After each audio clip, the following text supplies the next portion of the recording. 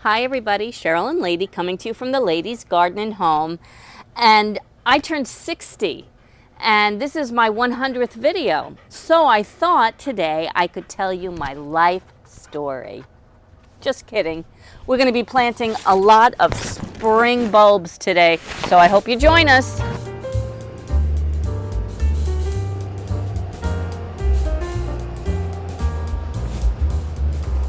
So I was having dinner a few weeks ago with some family, and Dolores and Diana, who are my mother's cousins-in-law, I call them aunt, but anyway, my aunts Dolores and Diana watch this channel. Shout out to you guys.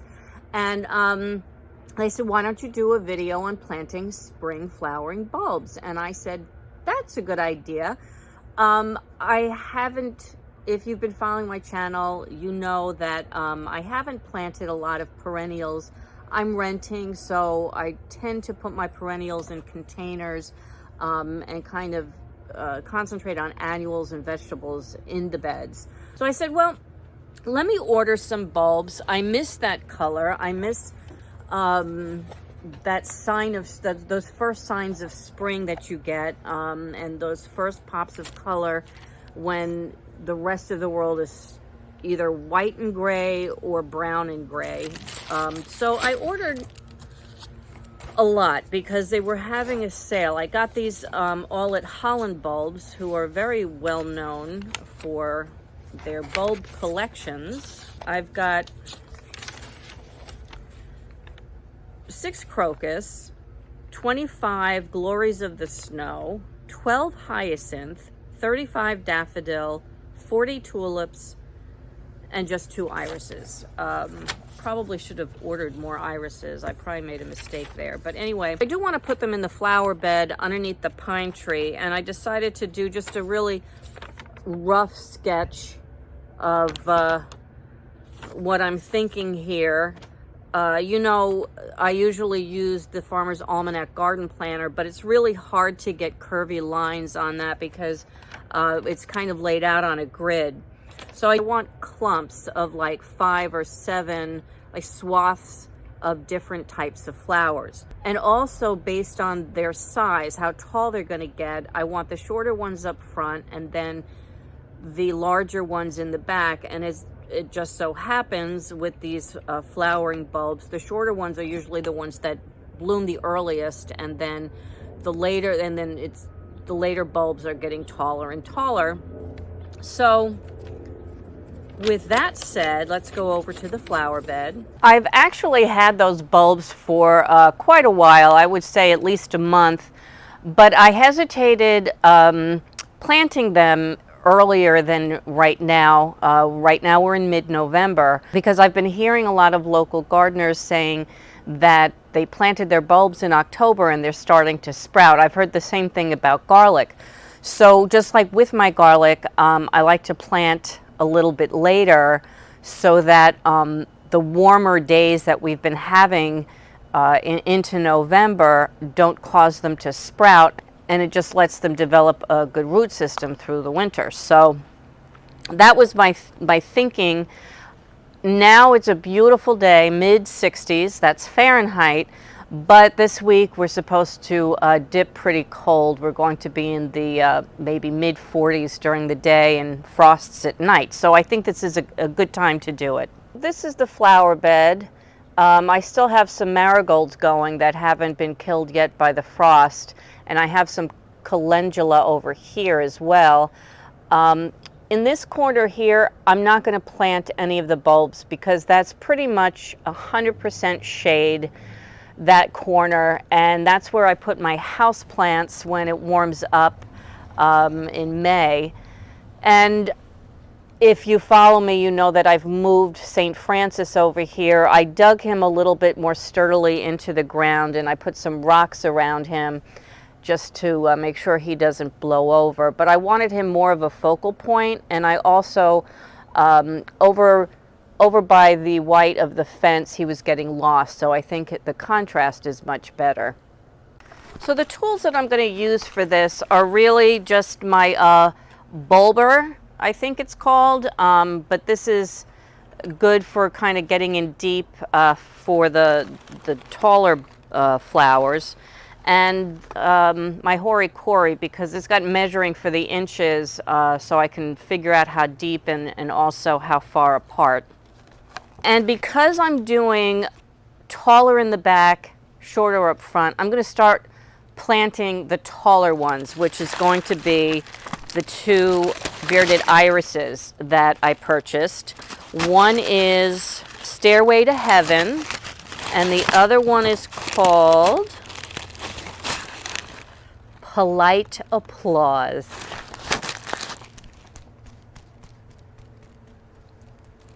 Oh, but first I'm going to clear out what's left of the marigolds, and I'm actually going to do something at the end with these, so stay tuned.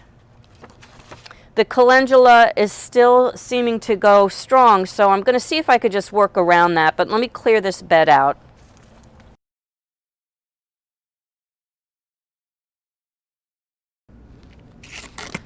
So this bearded iris is supposed to be planted, they even give you an illustration. Plant rhizomes just beneath the soil level. The top of the rhizome should be visible with the roots spreading out into the soil. So this is the top, roots spreading out. And this is prior year's growth, this part, and that's supposed to be sticking upright. Now this picture shows a rhizome that is longer and more tubular. You see how it's kind of sitting on this side like that. This one doesn't have that. I'm going to just kind of do what I can here. So I want to do one on each side of St. Francis. The base of the rhizome is right here, and it's not supposed to be completely covered, and the roots are spreading out, and I'm going to cover those roots. Okay, so this one is the Polite Applause, and I'm going to be putting it right here. Now, the roots curl up, which is annoying because, and I'm wondering if I would have been better if I soaked them to get them a little bit looser, because it's not supposed to be buried deep, but you want to bury the root, right? Okay, let's try to do that gently.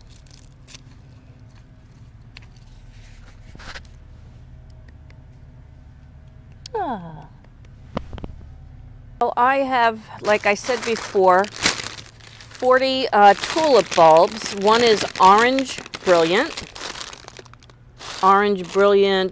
Fosteriana tulip. This one is World Friendship Triumph tulip. The bloom color is yellow.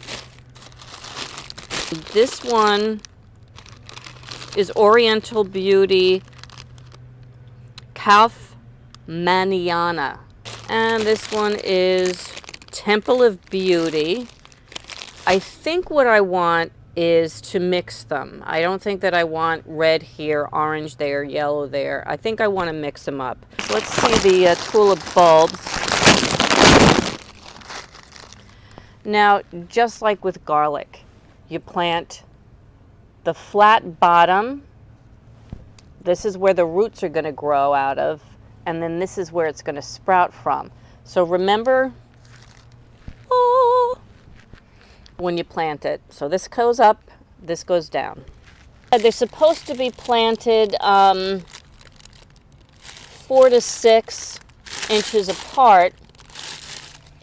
4 inches is this, which for me is also the distance between this finger and that finger. So I'm just going to do that. Do like the look of it being random if possible. So what I'm going to do is I'm going to take 5 bulbs, just like this. And this is actually something that I saw on Martha Stewart years ago. And that is, I'm going to just toss them. Okay, now obviously these two can't be planted like that because they're supposed to be 4 inches apart. But let's try that. Okay, this was kind of the random scattering. I did move them a little bit closer and space them 4 inches apart because I have a lot of tulips to plant and not that much space. Now this is going to be tough because there's some roots underneath here. So hopefully, and also let's check. It's supposed to be 4 to 6 inches. So that's right at 5. Pretty good. Flat end at the bottom. Tip on top.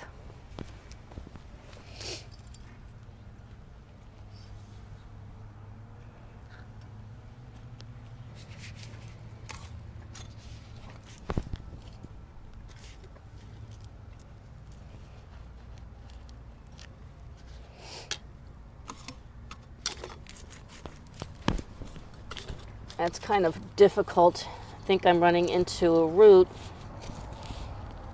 I'll just loosen that up a little bit. Yeah, we got some roots in here. These aren't tree roots, I don't think. I think that that's that very persistent bad ivy. Not ivy, it's some kind of vine. Porcelain berry, that's right. That just lives in my soil. That just lives here underneath the tree. There we go.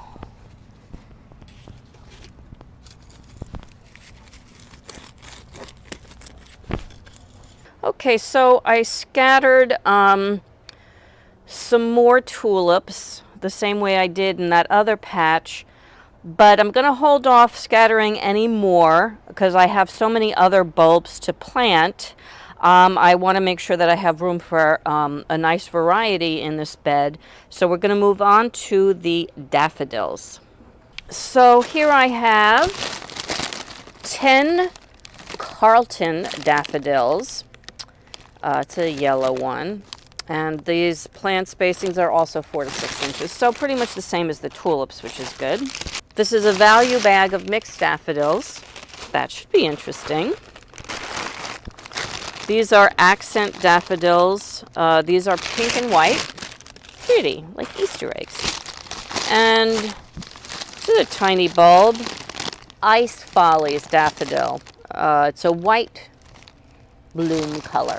Nice. Okay, so that's a nice little variety we've got going on there. And I'm going to do the same thing. I'm going to just get a mixed handful and toss them. Oh, this is interesting. You see how it came? There's 2. You can just split them. I hope I got enough root there. Well, let's see if we get 2 out of that one.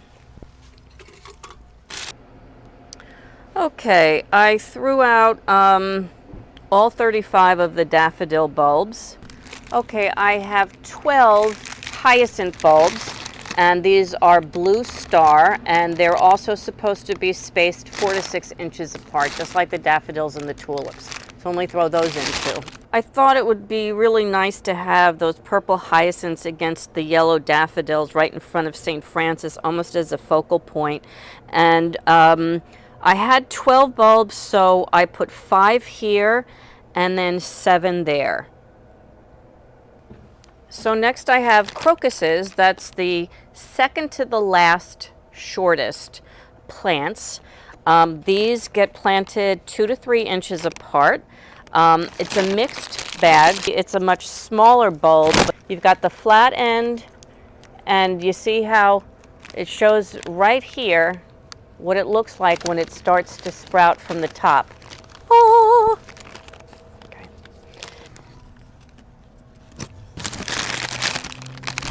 Last but not least is my Glories of the Snow, and this is the smallest bulb yet. And these are really, I think they come up either around the same time as the crocuses or maybe even right before, I'm not sure. And these are spaced 3 to 4 inches apart. I'm not going to be all that scientific about when I plant these bulbs. They're going to go in where they can go in. Hi again. It's actually the next day. I really very quickly lost the light yesterday, so I ended up throwing a frost cloth over the bulbs so the squirrels, didn't have a feast. And then I also planted the chrysanthemum that I bought at the supermarket a couple of weeks ago. I would like to be able to have that one come back and be a perennial. So I figured let me get that in before I plant around it. So, okay, that's where we are.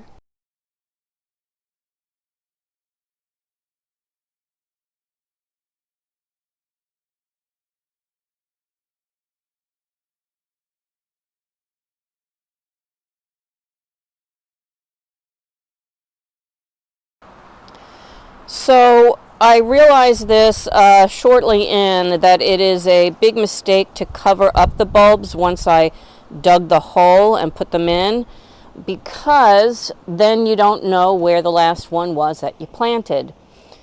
So, okay, there you go. And also, I think what I'm going to do for the crocuses and the glories of the snow, I moved them out of the way so as not to have them get lost while I was digging the rest of the bulbs. I think what I'm going to do is I'm going to do a trench and then rescatter them in the trench, and then just cover up the trench. So I had to kind of change my plans a little bit because this is complete stone. So we're going to make sure that they go on top of soil.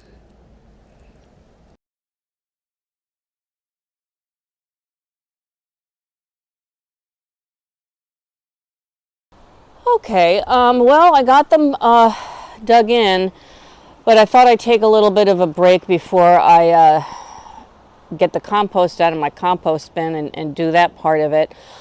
But before I moved on, I just wanted to give a shout out to my brother Alex and my sister Lisa. As I said at the beginning of this video, I turned 60 this past week. Big milestone. And for my birthday, they chipped in and they got me this beautiful statue of our Blessed Mother from my garden. It couldn't have been more perfect, and I just wanted to say thank you, Lisa and Alex, for such a special present. Thank you. What you sniffing at, lady? Boy, I have to tell you that as soon as the sun goes below the fence on that side of the house, it sure does start getting chilly. Anyway, here is the compost that I have been making for well on a year. When I last checked, it really wasn't as broken down as I wanted it to be, but I'm not planting tiny little seedlings in it, so it kind of doesn't bother me. My son gets so embarrassed that I use litter pans for my compost, but this makes a great sifter, Anyway, I'm not going to bother sifting it.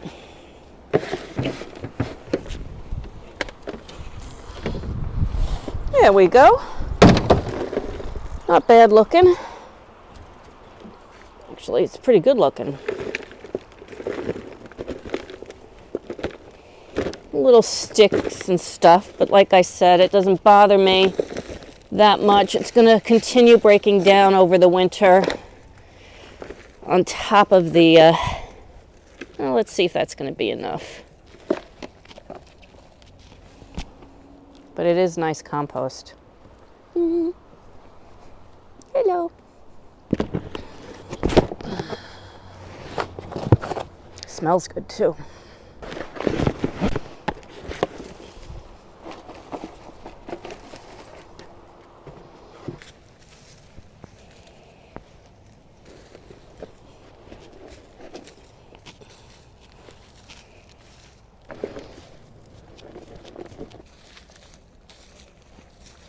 to prevent squirrels from their little squirrel shootery that I just planted for them. Anyway, to prevent them, apparently this is supposed to work. Chicken wire. So I bought this plastic chicken wire. It's not metal because I figured it would be easier to cut if I needed to. And you're supposed to put it down. The rule of thumb is you put it down before you put your soil or compost on top. I did not do that. However, what I'm thinking is, because this looks to me like it might be a little bit smaller than most chicken wire, the plants are supposed to be able to shoot through the holes. I'm not sure if they're going to be able to do that, so I might want to end up taking this off in the spring. So to do that easier, I'm going to lay it on top of the compost. And then I'm going to put some mulch and stuff like that on top of this anyway, but that would be easy enough to brush off. But if I were to try to disrupt the soil afterwards, that could disrupt the bulbs, and I don't want to do that. So it's my thinking. So this is about 10 feet long, and I'm using these garden stakes to anchor it in. Oh, poor little zinnia plant. Well, I was able to work around the calendula so far, so that's good. I'm hoping that they'll drop their seeds around this area next year. I'm going to cut a little of this off and stick it back there where I have a bunch of bulbs. And I have a couple of bulbs here, but most of this corner here, I planted Lily of the Valley, which I hope is going to come back next year. All right, well, let's see if that helps. Keep the squirrels away, and maybe rabbits and chipmunks and that kind of thing too. So one more thing I kind of forgot, but remember the marigolds that I took out of here, and I also had some zinnias in here. Well, I'm going to put them back with their dead flower heads that have, you know, gone to seed. And one of the major reasons that I'm doing this, besides just, you know, giving it a little bit more cover and warmth for the winter, is because I would like to encourage volunteers of the marigolds and the zinnias in here, so that once the spring bulbs have flowered and have died back, I'll have summer flowers in here. And last year I got a whole bunch of volunteers by doing something very similar.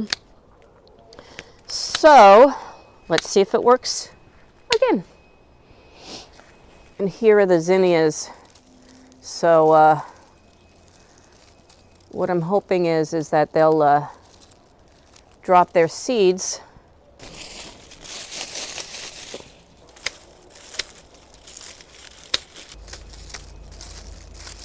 So some of these are going to break down.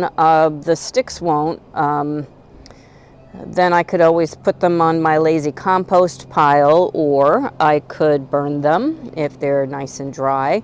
And as I pull more of the dead marigold plants out of the garden, I think I'm going to pile them up here. That's what I did last year, and it worked. It gave me a lot of marigold plants here.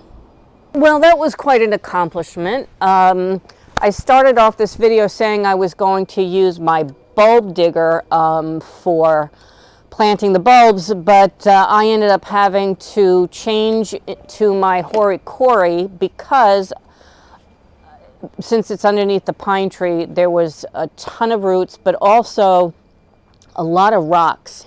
This would have been better, I think, if I had been planting in my raised beds with the really nice soft soil. So some people use an auger attached to a drill, which would never work underneath a tree like that because you would just be drilling into the roots. We don't want to damage the tree. And some people just shovel out a big wide space and scatter cast their bulbs that way and then cover it back up.